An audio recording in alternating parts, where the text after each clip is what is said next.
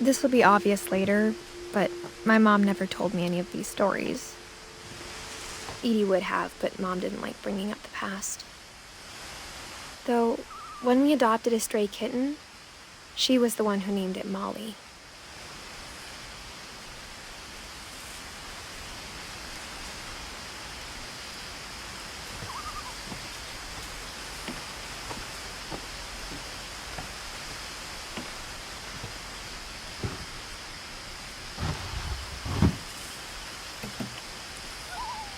I spent a lot of time in Great-Grandma Edie's room.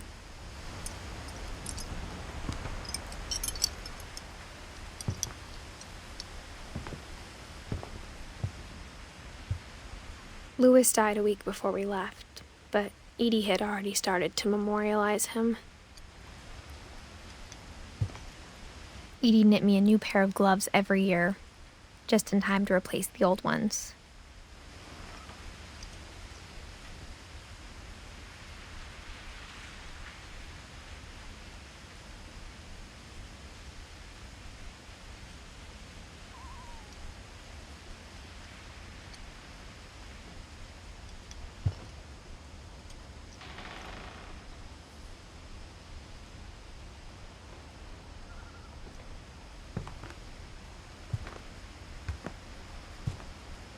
Edie gave a big interview about a mole man living under the Finch house. My mom was furious. I hadn't thought of myself as Edith Jr. for a long, long time.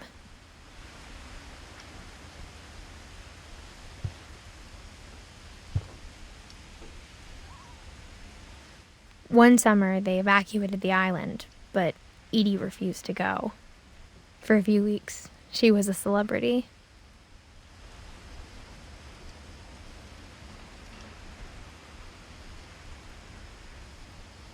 When Edie told people Sven was killed by a dragon, she could also have said he was building a dragon-shaped slide that collapsed. She could have, but she didn't.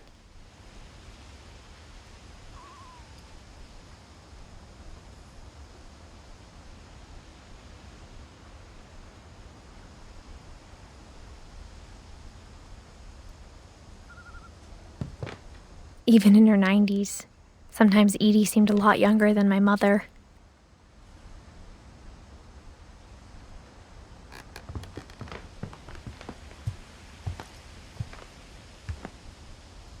Her room was like a museum.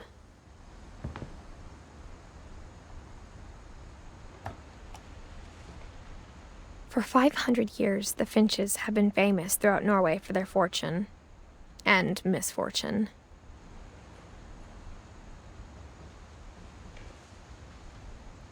Odin Finch buries the latest victims of the family curse, his wife Ingeborg and their newborn son, Johan. On January 7th, 1937, he set sail with his family and his house, hoping to leave the curse behind. But 40-foot waves off the coast of Washington send the house and Odin to the bottom of the sea. Odin's daughter Edie, with husband Sven and baby Molly, step ashore on their new home, Orcas Island. Odin Finch is the first to be buried in the new family cemetery. His daughter Edie is already dreaming of a new Finch house.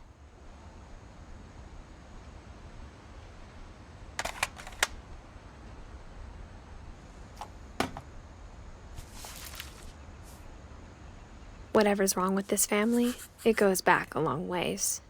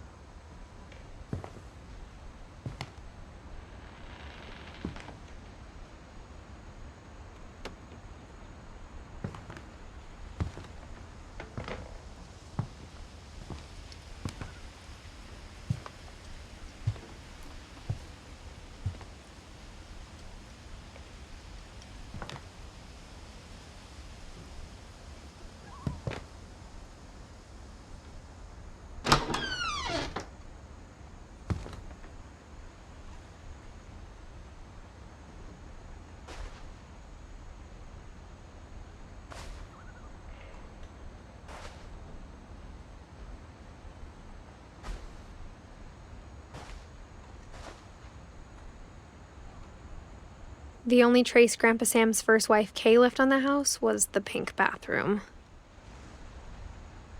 It was a pretty big trace.